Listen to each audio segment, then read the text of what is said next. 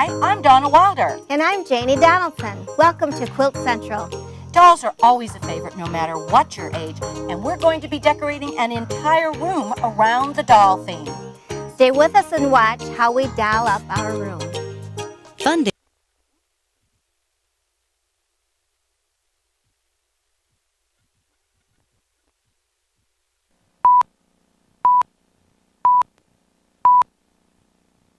Hi, I'm Donna Wilder. And I'm Janie Donaldson. Welcome to Quilt Central. Dolls are always a favorite no matter what your age, and we're going to be decorating an entire room around the doll theme. Stay with us and watch how we doll up our room. Funding for Quilt Central has been provided by the American Quilters Society, dedicated to promoting today's quilter. Bernina of America. Nothing sews like a Bernina. Nothing. Fairfield, maker of polyfil fiberfill, pillow, batting, and foam products. Sulky of America, taking creativity to new heights with decorated threads, stabilizers, and books. Pennywinkle Valley Ranch, the home quilting system. The National Quilters Association, a non-profit association promoting quilting and quilters. Quilting Machines International, providing quilting machines and supplies for the world. FreeSpirit Fabrics, quilting fabrics with style. Quilt Central, celebrating quilting in everyday living with your hosts Jane Donaldson and Donna Wilder.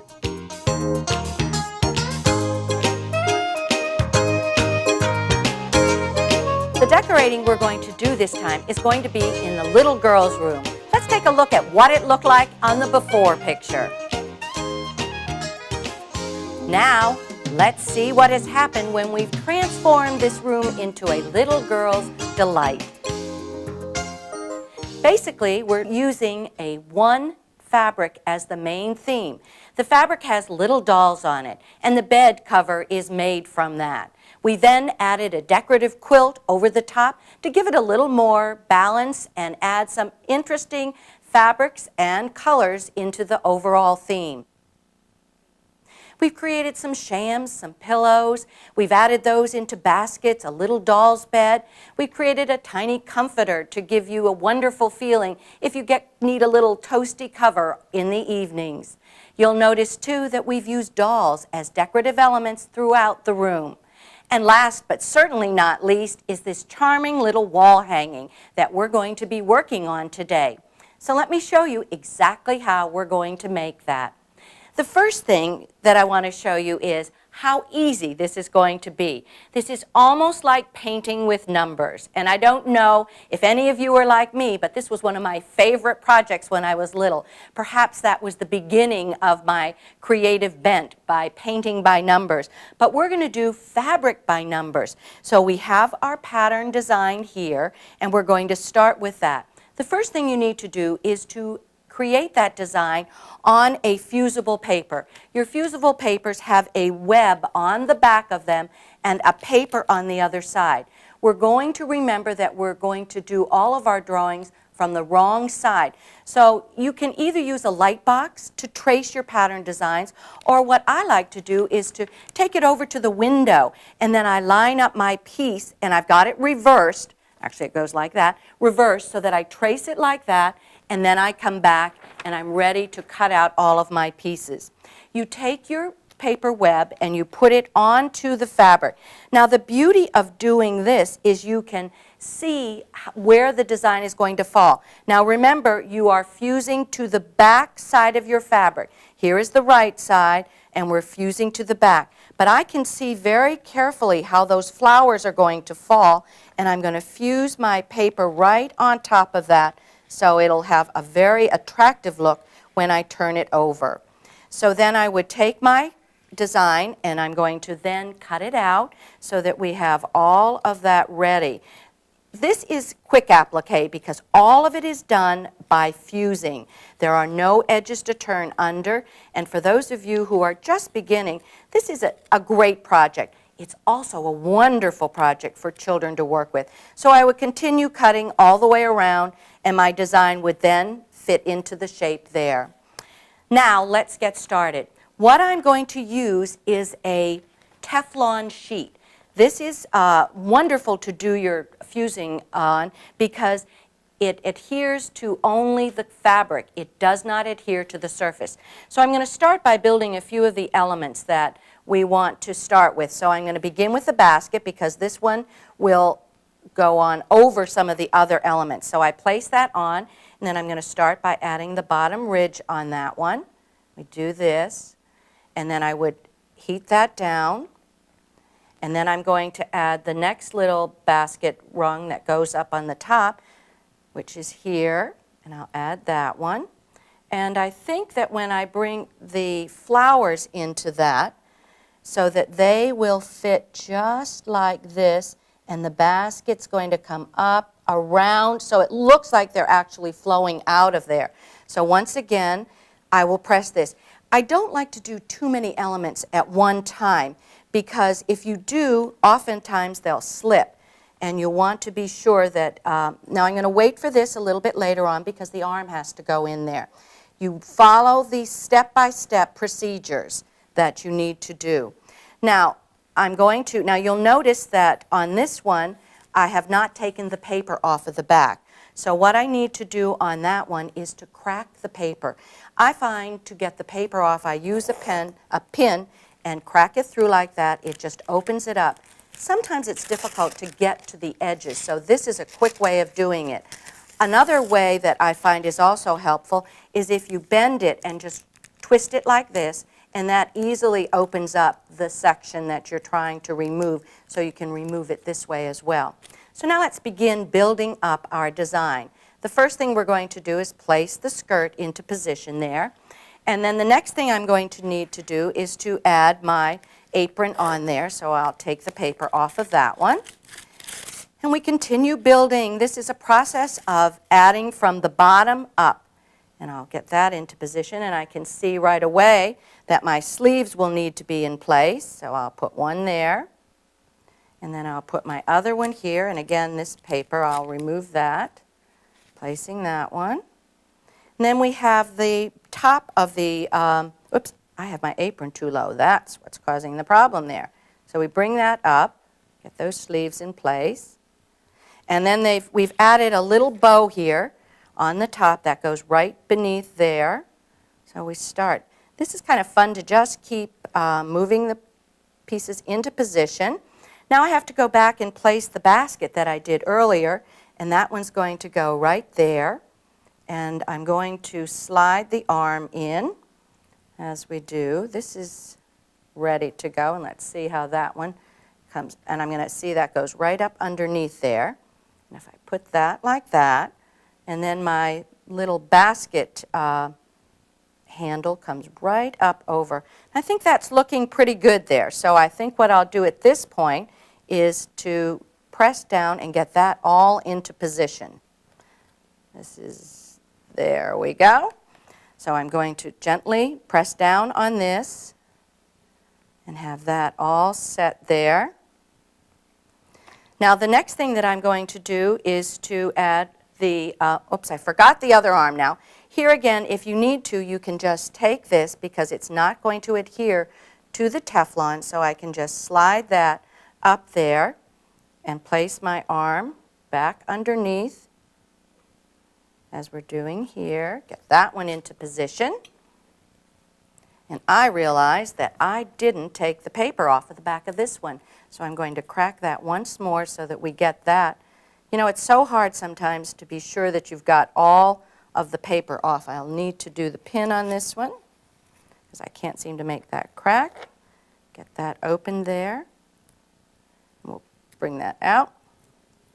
I'll wait with that one for a second. The next thing I'm going to do is put the little neck area and add the hat to that.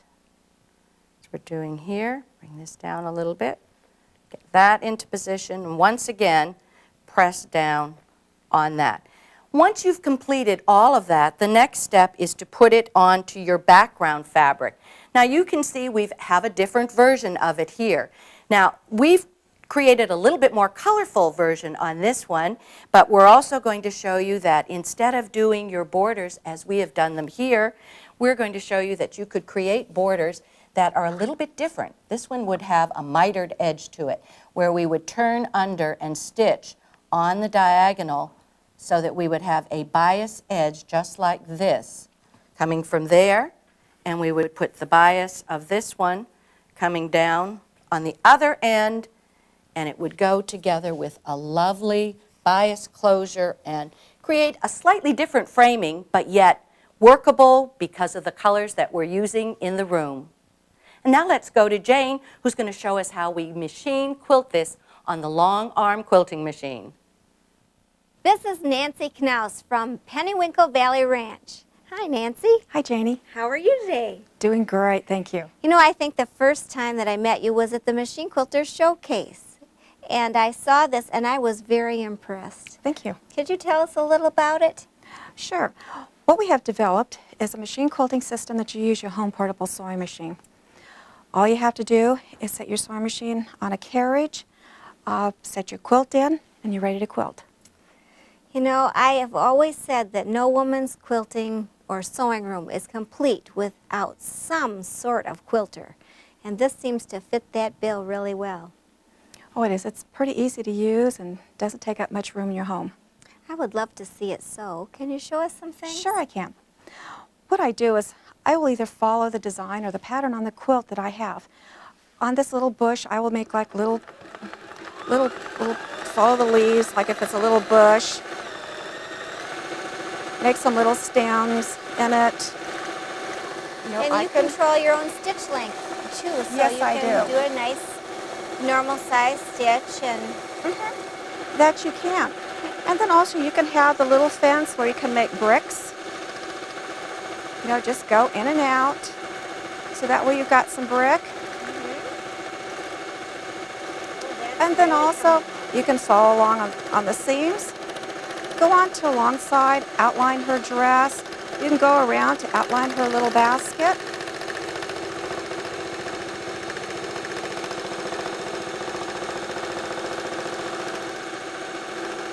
And also, you can outline the flowers. You can kind of embellish them like you're doing embroidery. That's what I will do on this. So that way you can highlight it and give it a little bit of depth. And then I can go on to other areas on the quilt. Now when I get to a point where I want to stop, all I do is just raise it up, and then I will go on to another area, and then I can go back and trim the threads later. Right. And then I just go back to another area. Then I can make some more bricks on this wall, which is really an easy technique. Gives it a lot of depth. So really, you just take your regular sewing machine, drop the feed dogs, put on a free hand or free motion foot, and go with it. Can you meander with it too? You can go just any direction and... Yes, I can. And then also, like in this area, I can meander, and also here you can do little leaves.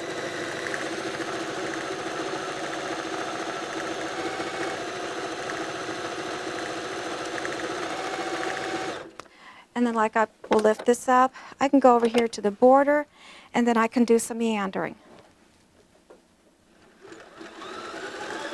Ladies love this because you can stipple. It really is hard for me to be able to stipple doing it free motion, just doing it under a sewing machine. Yes, but this way everything is stretched out, you can't get any wrinkles in it, and you can't make any mistakes because it's free motion, so it's however you want to do it. Right. Can you do a big quilt? Oh, that I have. I've done up to queen-size quilts. A lot of times ladies will ask, well, I'm limited to space in the opening of my machine, but being that you roll it up so tight that you can get it in there. Can you use other stitches if your machine has other stitches on it? Yes, I've gone into using my zigzag, and it looks like a monogram, and also I'll use like blanket stitch and like that. Oh boy, that would be fun if you could free motion, a blanket stitch. You sure could come up with some neat ideas that Oh, it way. is. It's just endless what you can do. I mean, it's just, the only limitation you have is your imagination. I'd love to watch you meander this little apron here. Can you think you might be able to do that? Sure, Janie. Let me go ahead and advance the quilt so I can show you in a different area. What I do is I just let off on these 2 ratchets, and then just roll it, re-engage those, tighten it back up, and then I'm ready again. And so I can continue on with my meandering in the border. Also, I can go in there and do, let's say you want to put some little clouds in here to be able to hold down that area instead of putting a lot of stippling in there.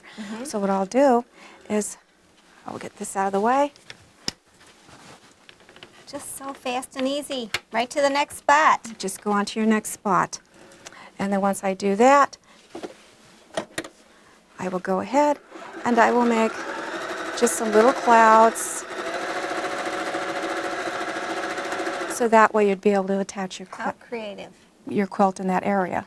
That is wonderful. Can you do pantographs like they have those long rolls of paper for the long arm machines? Can you use those on this? Oh, yes, you can. You just lay your pattern out here, attach your pointer, and you're able to follow. I also mark my patterns. You can lay the pattern out. It's endless what you can do with your quilt. You could actually do quite a large piece of embroidery free motion too, couldn't you? Yes, you can.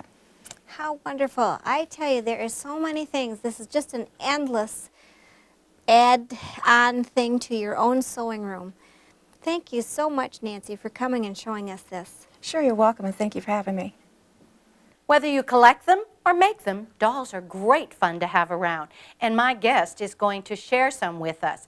Joining me is Ann Driscoll, who is with Fairfield Processing Corporation, the maker of polyfil products. Welcome, Ann. Thank you, Donna. It's a pleasure to be here.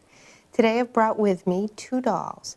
One is an art doll made by designer Barbara Willis. And the second one, Poly, we're going to work on today, designed by Marsha Evans Moore. Oh, she's adorable. Is she difficult to do? No, she isn't. And let me start off by telling you that, well, we're going to start off by making her body. And then we're going to go into her dress and hat and finish her up. Okay, let's get started. The first thing that we're going to do is cut out our pieces, our body pieces. And there's a front and a back body to both, okay? And then we will take, there's pattern pieces in that we'll cut out. Okay. This is actually the bottom half of her body, made in a different print. We will stitch right across here on the front and on the back, okay, to get these two pieces. And then at this point, what I'd like to point out is we'll draw on her face, okay, with a light pencil, number 2 pencil, okay. And then we will stitch the front body to the back body, as we did here. Before we turn her right side out, we want to clip the curves real close and trim. Okay. Good. Let me take those pieces. Yes. All right. Those. And then what this is the top part of our body right here. The next step I want to go into is the legs. Okay. The legs are constructed again from that same pattern that was at the bottom of the body. What we want to do is we want to sew up the whole long side of it. 1/4 inch in. And then at that point we'll press open the seam and then we'll turn down the top part. And you have a piece that shows that, I think. Absolutely, right here. Good, let's do that one. Okay, and you can see what we've done here is we've opened it up and we've stitched right around to give it a finish. What this will be is the ruffle at the bottom of the leg. Good. Okay, the next step is the foot. Same process, 2 pieces, front and back. Sew it around. 1/4 inch, turn it. Stuff it. Stuff it up. Stuff it at this point. Okay. And then what we're going to do is we're going to put it inside the leg. All right. Okay? So that the inside matches up and the seam is on the side, so your foot is facing front. And as I said, it is stuffed, and at this point we'll take a needle and we'll make a long running stitch all the way along. Okay, and that's what we're going to pull together. Okay. To hold in the stuffing, Donna, what we want to do is we want to go back and forth. Okay, stitch back and forth. Big And that'll stitch. just It'll hold secure that. it in, exactly. Good. Then cut that out and would turn it and would actually, our leg would look like this, finished. great. The ruffle would be in, the foot would be attached, stuffed. Then we will lightly stuff the leg at this point. And where we're, what we'll do then is we'll take the leg and attach it to the front of the body, okay? Making sure to leave the back of the body open, because we need to stuff the head and the rest of the body. Good. Repeat for the other leg. At this point, we want to stuff our head. Stuff it firmly, put a little more stuffing in, and then we're going to use pellets, okay? What pellets will do is give the doll an ability to sit, add weight to the bottom, the base of the doll. And these are the pellets that we use. Okay, we'll fit those in and continue to stuff lightly. Okay, so the doll will be held down like this, and the stuffing will actually hold the pellets in there. And then you sew it up and Slip finish stitch, that. exactly. Now, how do you do the hair? Okay, take yarn and wrap it around a piece of paper, just any kind of piece of paper. Wrap it tightly, okay, and evenly. Then take a stitch down the center of the piece of paper. And then what you're going to do is you're going to rip away the paper. And then stitch it on to the top of the head. Exactly. Stitch that right onto the top of the head. Now, the clothes are constructed with the sleeves to the body. And the collar. Sleeves have elastic, again, for the ruffle look.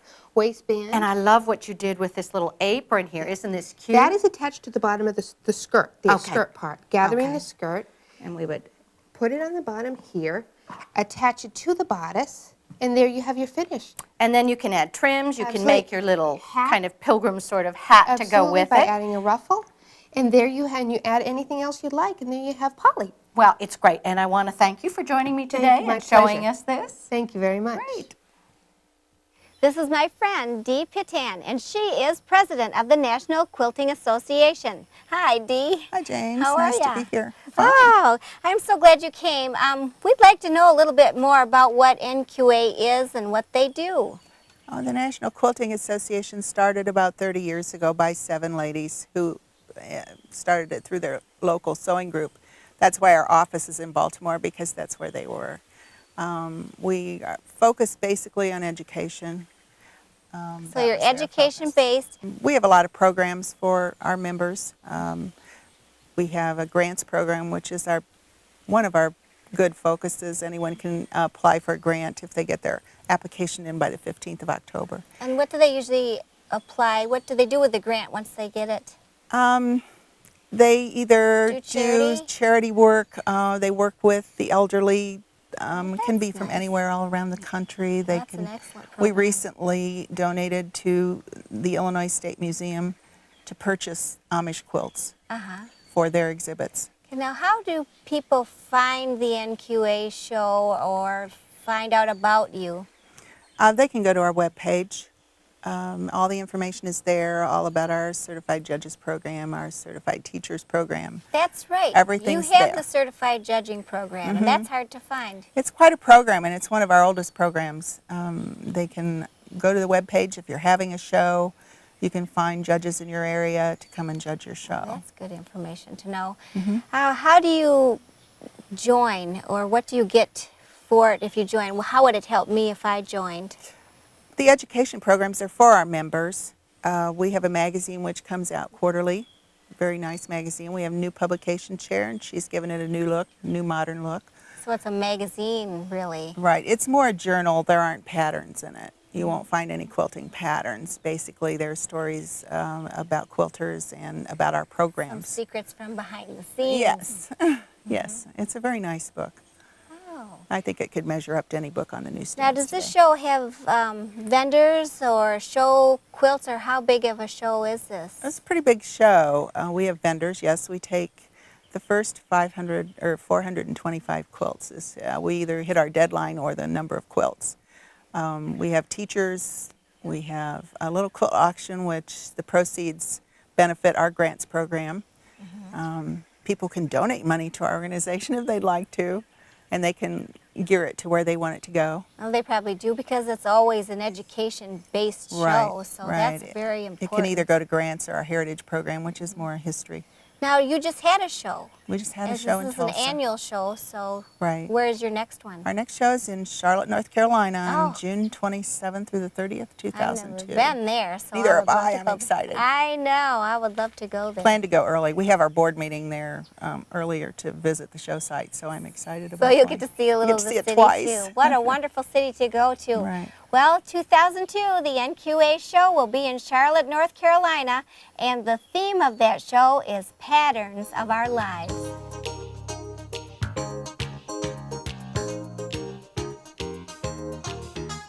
Visit the Quilt Central website at www.quiltcentraltv.com for more information on this program. Wasn't that doll room fun today? It certainly was. Do you have a doll collection? I've been collecting dolls since I was little. I have some cloth dolls and I have some old porcelain dolls as well. That room brought back great memories to me. Well, I hope it brought back great memories for you too. And next week we're going to start decorating the entryway. Thank you for joining us today, and we'll see you next time on Quilt Central.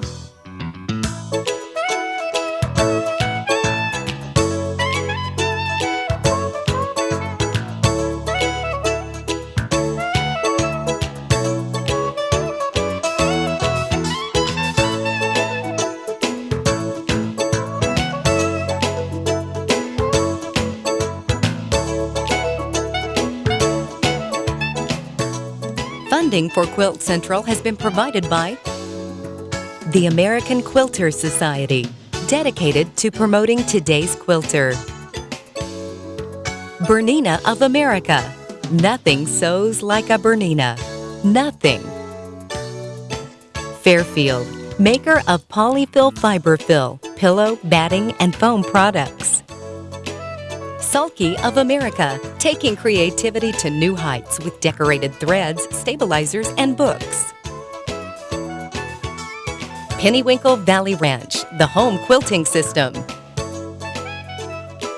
The National Quilting Association, a non-profit association promoting quilting and quilters.